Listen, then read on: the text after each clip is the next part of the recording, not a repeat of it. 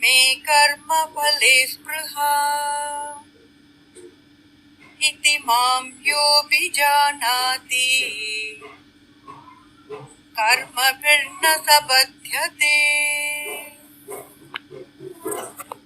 కర్మలు నన్ను అంటవు, నేను కర్మఫలముల యందు కూడా ఆసక్తుడను కాదు.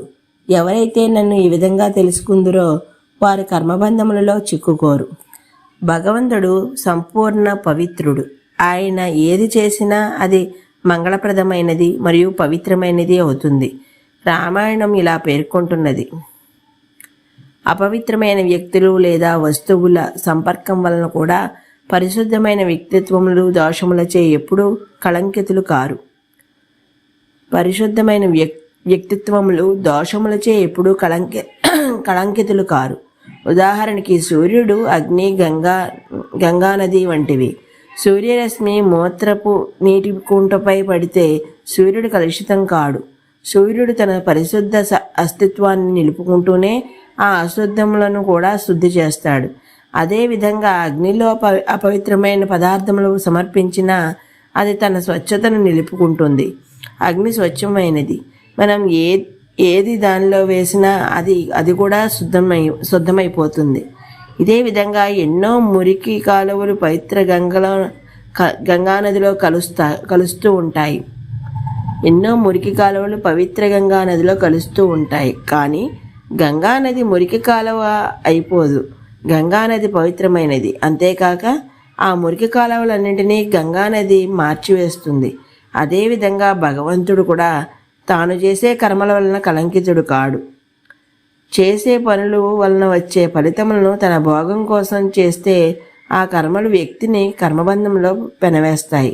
కానీ భగవంతుని చర్యలు స్వార్థ ప్రయోజనం కోసం చేసినవి కావు. ఆయన ప్రతి ఒక్క చర్య కూడా జీవులపై కరుణతో చేసినదే. కాబట్టి ఆయనే ఈ జగత్తునంతా ప్రత్యక్షంగానో పరోక్షంగానో అజమాయిషీ చేస్తూ మరియు ఈ వ్యవహారాల్లో ఎన్నో పనులు చేసినా ఆయనకి కర్మ ప్రతిచర్యలు అంటవు. ఈ కర్మఫల బంధాలకు అతీతుడని శ్రీకృష్ణుడు ఇక్కడ చెప్తున్నాడు. భగవత్ప్రాప్తి నొందిన ఋషులు కూడా భౌతిక శక్తికి అతీతులుగా అవుతారు. వారి యొక్క అన్ని కార్యక్రమములు భగవత్ ప్రేమచే ప్రేరేపితమవుతాయి. కనుక అటువంటి పరిశుద్ధమైన మనసున్న సత్పురుషులు కర్మఫలబంధంలో చిక్కుకోరు. శ్రీమద్ భాగవతం ఇలా పేర్కొంటున్నది: భగవంతుని పాదారవింద ధూళి సేవలోనే సంపూర్ణ తృప్తి పొందే భక్తులను ప్రాపంచిక క్రియాకలాపములు ఎన్నటికీ కళంకితం చేయవు.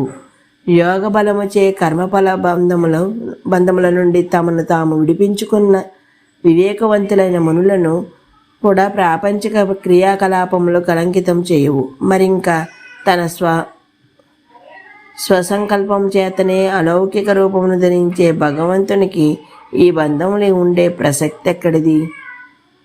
ఈ రోజుకి ఇక్కడ ఆపుతున్నాను. మిగతాది రేపు చెప్తాను. అంతవరకు ధన్యవాదాలు.